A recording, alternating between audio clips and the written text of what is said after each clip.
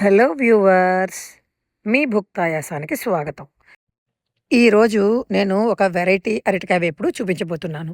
దీనికి ముందుగా మూకుడు పెట్టుకొని, చిన్నగా తరుక్కున్న అరటికాయ ముక్కల్ని మూకుడులో వేసుకొని, దానిపైన పసుపు, ఉప్పు, అలాగే చింతపండు మగ్గు పోసుకొని, మూత పెట్టి ఒక 5 నిమిషాల పాటు ఉడికించుకోవాలి.